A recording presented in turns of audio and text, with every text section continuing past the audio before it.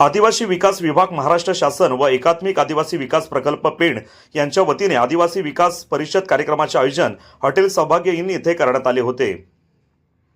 आदिवासी समाजाच्या सर्वांगीण उन्नतीसाठी तसेच आदिवासी आदर्श संस्कृती व गौरवशाली इतिहासाचा सन्मान व्हावा हा प्रमुख उद्देश असल्याने यामध्ये आदिवासी, ठाकूर, आदिम, कातकरी समाजाच्या विविध संस्कृती, पूजा अर्चा, परंपरा याचे प्रात्यक्षिक सादर करून आदिवासी समाजाच्या सांस्कृतिक वारशाचे जतन व संवर्धन करण्याचा प्रयत्न करण्यात आला।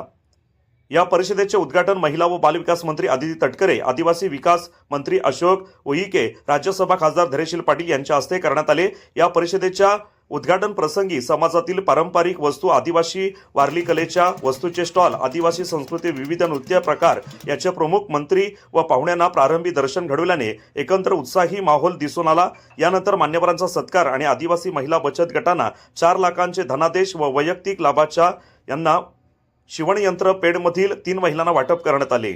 आदिवासी समाजाचे गेल्या 4 दशकांपासून प्रलंबित प्रश्न समस्याबाबत जेवढे मला मनापासून प्रयत्न करता येतील त्यासाठी खात्याचा मंत्री व कार्यभार माझ्याकडे असून आदिवासी कातकरी समाजातील शेवटच्या झोपडीपर्यंत रस्ते, पाणी, शिक्षण, आरोग्य केंद्र व राज्य सरकारच्या योजनांचा लाभ मिळावा व आदिवासी संस्कृती, गौरवशाली इतिहासाला उजाळा मिळावा म्हणून आदिवासी समाज बांधवांना समाजाच्या मुख्य प्रवाहात आणण्यासाठी मी कटिबद्ध राहीन असे मंत्री अशोक उईके यांनी बोलताना सांगितले।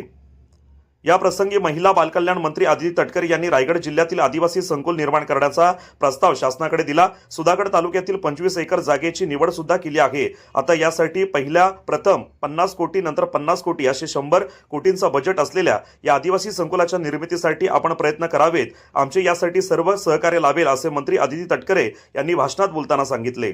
तर रोजगार हमी व खारभूमी विकास मंत्री भरत गोगावले यांनी विक्रमगड येथील आदिवासी समाजाचे स्थलांतर थांबवण्यासाठी रोजगार हमीची कामे व फुलशेती, मत्स्यपालन यासाठी चालना देत आदिवासींना गावातच रोजगार निर्मिती मिळावी त्यामुळे स्थलांतर थांबल्याचे सांगितले। यावेळी खासदार धैर्यशील पाटील, आमदार रविशेठ पाटील, आमदार ज्ञानेश्वर म्हात्रे, नगराध्यक्ष प्रीतम पाटील यांचीही भाषणे झाली। रायगड जिल्ह्यातील आदिवासी समाजाचे सर्व नृत्य प्रकार करणारे आदिवासी बांधव पारंपरिक वेशभूषेत अवतरले होते। यावेळी रोजगार हमी व खारभूमी विकास मंत्री भरत गोगावले, शिक्षक आमदार ज्ञानेश्वर म्हात्रे, नगराध्यक्ष प्रीतम पाटील, पद्मश्री परशुराम गंगावणे, आदिवासी विकास अपर आयुक्त गोपीचंद कदम, आदिवासी विकास प्रकल्प अधिकारी तेजस्विनी गलांडे यांच्यासह आदिवासी प्रकल्पाचे सर्व कर्मचारी, विविध संघटनांचे पदाधिकारी व आदिवासी बांधव मोठ्या संख्येने उपस्थित होते। आज आदिवासी विकास विभागाच्या माध्यमातून रायगड जिल्ह्यामध्ये असलेला आदिवासी समाजाकरिता, बांधवाकरता, युवक आणि युवतीकरता आदिवासी समाजाचा गौरवशाली इतिहास, आदर्श संस्कृती, जल, जमीन, जंगल आणि अस्मितेवर विश्वास ठेवणाऱ्या समाजाशी संवाद आणि हितगुज साधला। आमच्या समाजाची देवपूजा कशा प्रकारची आहे, आमचे कुलदैवत कशी आहे, आमचा पुजारी कसा आहे, वन खात्याअंतर्गत वनामध्ये जाऊन आमचा वन औषधी कसा देतो याच्याशी चर्चा करून आम्ही ही परिषद आयोजित केलेली आहे। निश्चितच आजच्या परिषदेच्या माध्यमातून या परिसरामध्ये असलेला माझा आदिवासी बांधव, आमच्या आदिवासी बहिणी त्यांना निश्चित लाभ होईल।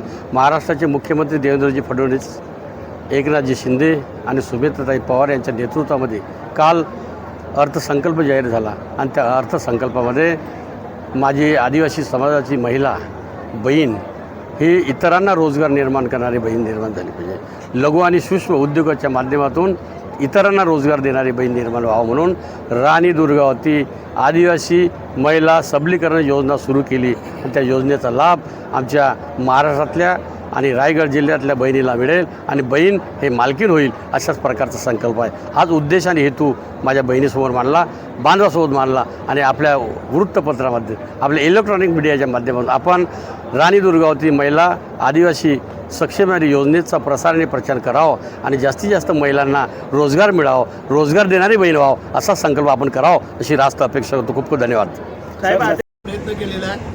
आमची प्रत्येकाची लोकप्रतिनिधींची जबाबदारी आहे की आमच्या भागातले जे आदिवासी बांधव असतील, पाड्या वाड्या वस्त्यावरचे, त्यांचा विकास करणं, त्यांच्या सुधारणा करणं, त्यांचं शालेय शिक्षण असेल किंवा ज्या काय अडीअडचणी असतील ह्या सगळ्यासाठी सामोरं जाण्याची आमची सगळ्यांची तयारी नेहमीच असते।